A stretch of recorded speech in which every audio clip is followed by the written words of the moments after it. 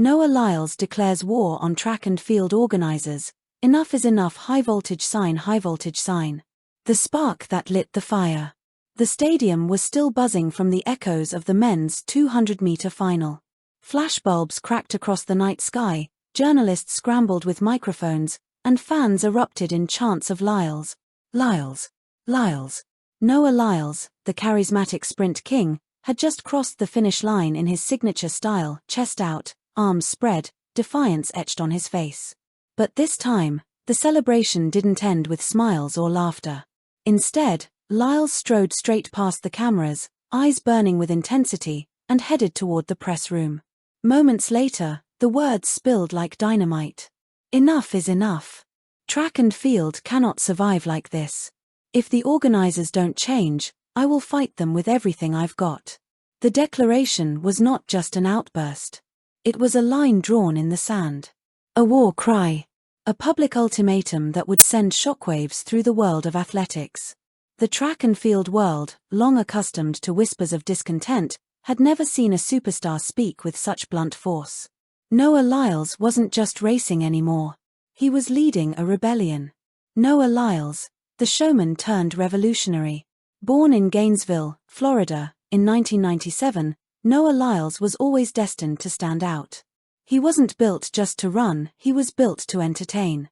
From his explosive starts to his flamboyant finishes, he carried the charisma of a rock star in a sport often criticized for being too quiet, too technical, too invisible to mainstream audiences. By his early 20s, he was already being hailed as the heir to Usain Bolt, not just because of his speed, but because of his ability to make track fun. His dances, his smiles, his viral interviews all turned him into the sport's biggest personality. But behind the sparkle, frustration brewed. For years, Lyles had been openly critical about the way track and field was managed: poor marketing, confusing event scheduling, lack of athlete support, and outdated presentation that left fans and TV networks cold. Despite his best efforts, he felt like a star trapped in a system unwilling to evolve. As one sportswriter put it, Lyles isn't just fighting for medals anymore. He's fighting for the soul of the sport. The breaking point. So, what triggered this fiery ultimatum? Sources close to the athlete revealed weeks of tension with championship organizers. From disputes over appearance fees to chaotic scheduling that left athletes drained, Lyles had grown increasingly vocal in private.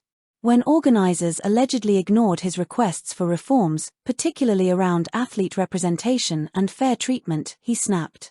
The final straw reportedly came when he discovered that a decision had been made to slash athlete prize money in favor of increased administrative expenses.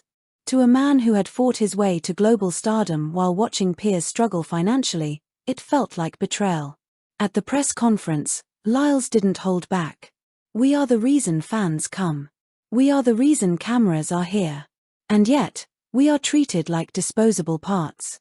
That ends now." Those words reverberated around the globe. Shockwaves across the athletics world. Fans. Within minutes, social media lit up like wildfire. Hashtags such as #StandWithLyles and #TrackRevolution trended worldwide. Fans praised his courage. Finally someone said it. Noah is fighting for all athletes, not just himself.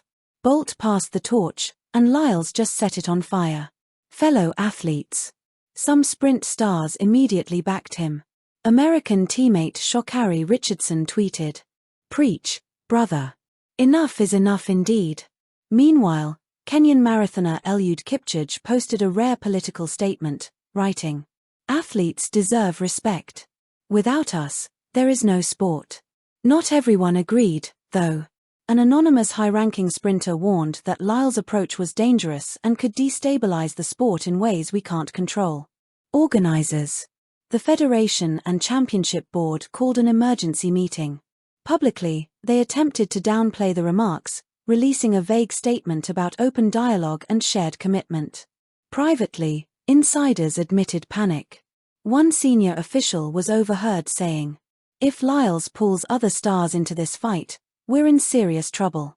The war, what's at stake?" To understand why this moment matters, one has to look at the state of track and field. Despite being one of the oldest and most global sports, Athletics has been struggling to maintain mainstream relevance outside of the Olympics. Stadiums often look half empty. Television ratings pale in comparison to football, basketball, or even tennis. Athletes, many of whom dedicate their lives for a shot at medals, earn relatively little compared to stars in other sports. Sponsorships are scarce, and careers are short. Lyles has long argued that the problem lies not with the athletes, but with the system, outdated promotion, lack of storytelling, and failure to create stars. Now, by declaring war, he is forcing organizers to confront issues they've avoided for years. The supporters versus the skeptics. As the storm grew, two camps quickly formed. Supporters. Supporters hailed Lyles as the modern-day revolutionary, the man brave enough to say what everyone else whispered in locker rooms. They argued that his boldness could finally bring change to a sport that desperately needed a shake-up. Sports columnist John Walters wrote, "Noah Lyles may not win this war in the short term. But his words will echo for decades. Just like Ali, just like Billie Jean King, just like the trailblazers who changed their sports forever." Skeptics, however, warned that Lyles was playing with fire. By openly attacking organizers, he risked suspension, fines, or even being blacklisted from future competitions. A European athletics official, speaking anonymously, said, "He's young, emotional, and maybe doesn't realize the consequences." These statements could cost him his career. Behind closed doors, the emergency meeting. Reports later confirmed that organizers indeed convened an emergency meeting just hours after Lyles' outburst.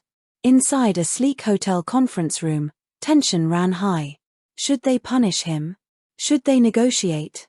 Should they stay silent and hope the fire burned out? Some pushed for suspension.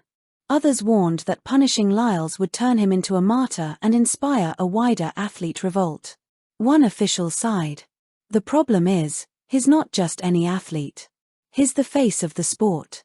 If we lose him, we lose the fans." The meeting ended without resolution, but the mere fact that it happened showed how powerful Lyles' words had been. Lyles' next move. In the days that followed, Noah Lyles doubled down. He began meeting with fellow athletes to form what insiders described as an informal players' alliance. The idea? To unify track and field athletes worldwide and demand systemic change. During a live Instagram session, he told fans, "We can't let fear control us. If we want track to thrive, we must take action together." The vision was bigger than himself. This was about building a movement. The bigger picture, echoes of other sports. Sports history is filled with moments like this. Muhammad Ali refusing the draft. Billie Jean King fighting for equal pay. NBA players forming unions. Tennis stars threatening boycotts until prize money was fair. Now, Noah Lyles seemed poised to join that pantheon. Thank you for watching. Please don't forget to hit the subscribe button, like and share. Till next time.